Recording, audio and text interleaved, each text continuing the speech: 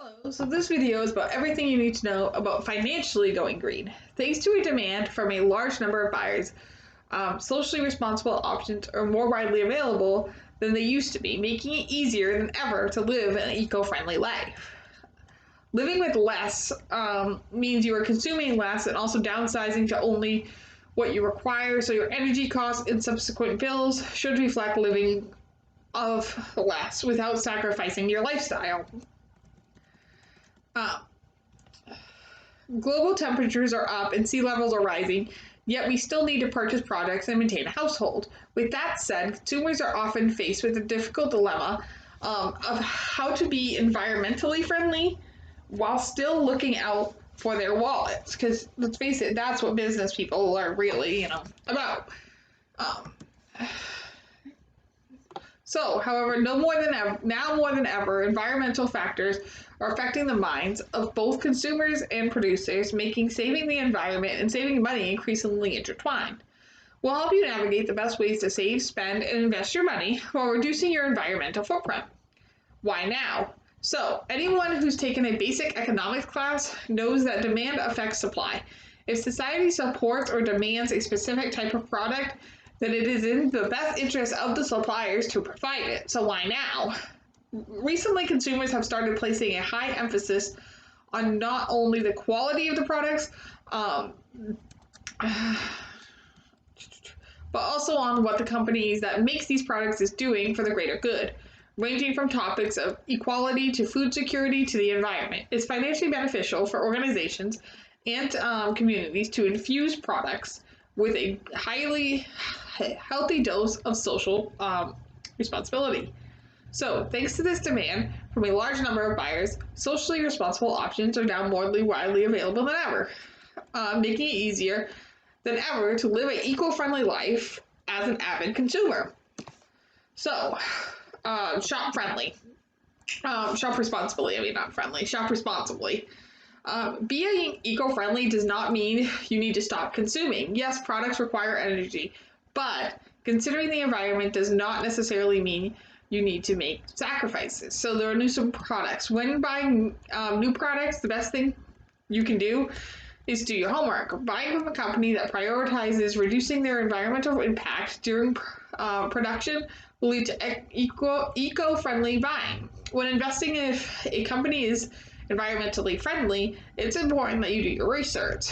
Here are some tips to help you identify authentic, environmental friendly companies.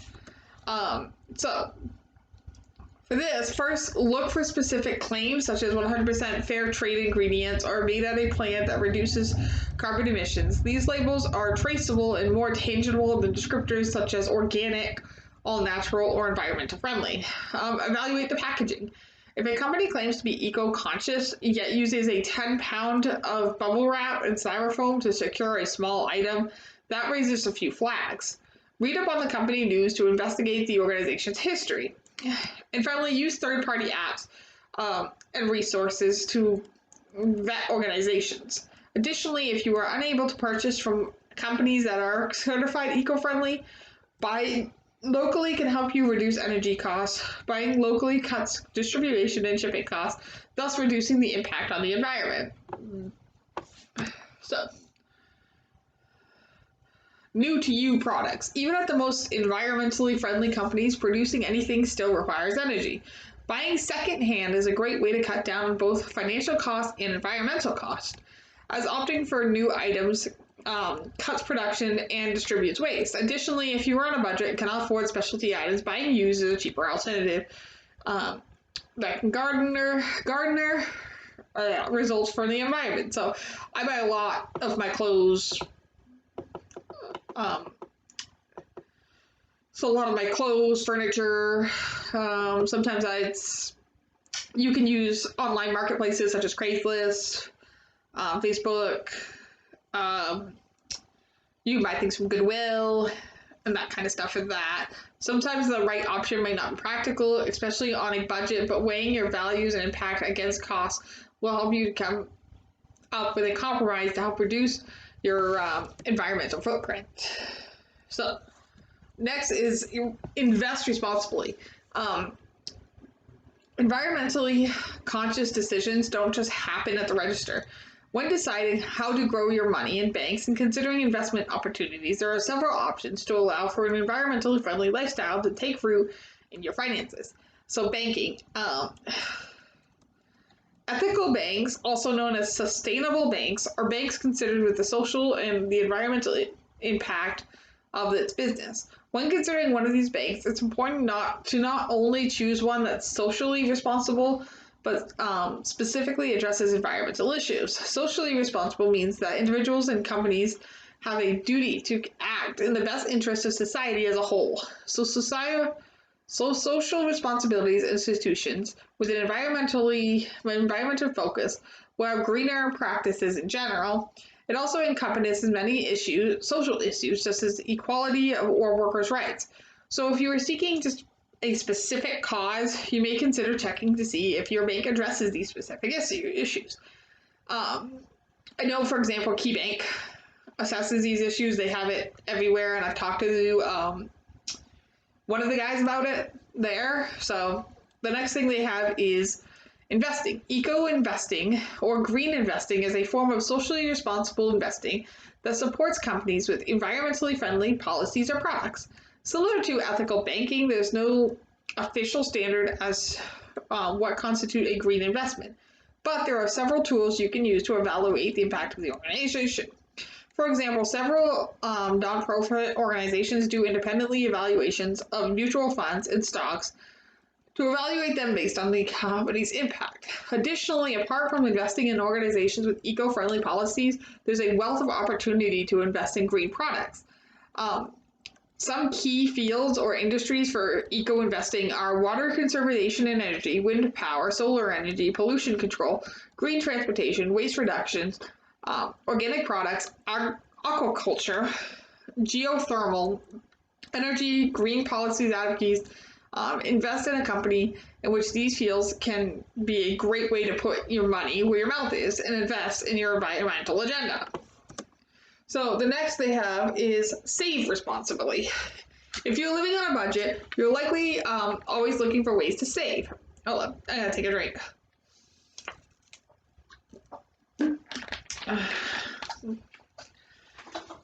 Maybe that means you're going on one less coffee run a week, or transitioning to home brewed coffee altogether. Either way, small changes can add up to big savings for anyone.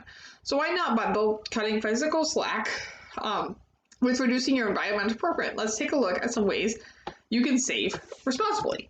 So energy cuts. Make small adjustments to how you get your energy and use it. Can have large payoffs over time. So I know a lot of in Bangor they use natural gas now. A lot of the lines do. So what are some things you can do? Shorten your showers. With every minute you cut, you save 5 gallons of water. Decrease your fuel usage by strategizing a route when planning errands using public transportation and carpooling. Unplug appliances such as toasters, fans, lights. When not in use, use smaller applications such as a toaster oven or a traditional toaster rather than an oven. Wash your laundry in cold water or in the sink. Recycle cooking water and use it to water your plants. Tap into alternative energy sources by installing solar panels at your residency, switching in the electric car, or exploring turntable energy. Eliminate use. So for some of these I've been working on myself. So washing your laundry in the sink, I've always, I do that from time to time. Washing in cold water. I'm working on making sure to unplug the things I'm not using. I forget, but I'm trying to. I keep my showers, somewhat short. I used to use public transportation. I gotta admit, having a car, especially for the field I'm going into, is a big help. So, with food having such a large impact on both our wallets and our world's energy, it's no wonder what grocery decisions are ripe for saving opportunities. So, food savings. Shop at your local food retailers and farmers markets to decrease the footprint you leave from distribution and shipping costs. Start a garden. If you're lacking a green thumb or the time to nurture a large garden, an indoor spice garden is a great way to get started. Excuse me. So buy dented or ugly produce to get a good deal and reduce food waste. Make coffee at home. Eat less meat. And make a shopping list and purchase only what you need to reduce wasted food, energy, and cost. So almost done. And then we also have live responsibly. We live responsibly. So while there are plenty of options to shop and utilize your finances to be more eco-friendly, there's also several lifestyle hacks that can be beneficial. So less is more. Minimalism is in. Living with less means you're consuming less and also downsizing to only what you require. So your energy costs and subsequent bill should reflect living off less without sacrificing lifestyle. Minimalism, when carried out to its full extent, involves not only reducing the amount of items you own, but committing your environment, home, and amenities to its bare minimum. Some more extreme ideas for carrying out minimalizing are downsizing to a tiny home, reducing all clothing to essentials, and cutting out fuel dependency and opting for a bike. That being said, while these are all great ways to reduce costs and environmentally impact, these adjustments are large lifestyle changes. For being a case manager, going down to a bike, I could easily buy a bike for around town. I'm actually debating on buying a bike anyway. With everything going on in the world right now, though, I don't have the room to buy a bike. So one way of living minimally without overhauling your entire life is to evaluate your housing needs. Think about those tall ceilings in your house or that empty bedroom. Now think about how much it takes to heat or cool that space. Opting for a living situation that have less dead space will cut utility costs as well as usage. So I don't really have any dead space in my house. I think what they mean by dead space is like if you have a room you don't use. Mine is literally just a bedroom, living room, kitchen. I do have a bathroom, but I mean, there's not a lot of room there to go anywhere else. So another way to live minimally is to Marie Kondo your things and do so moving forward. For those who aren't familiar with this term, it involves going through your items and only keeping those things that spark joy. Oh, this reminds me of that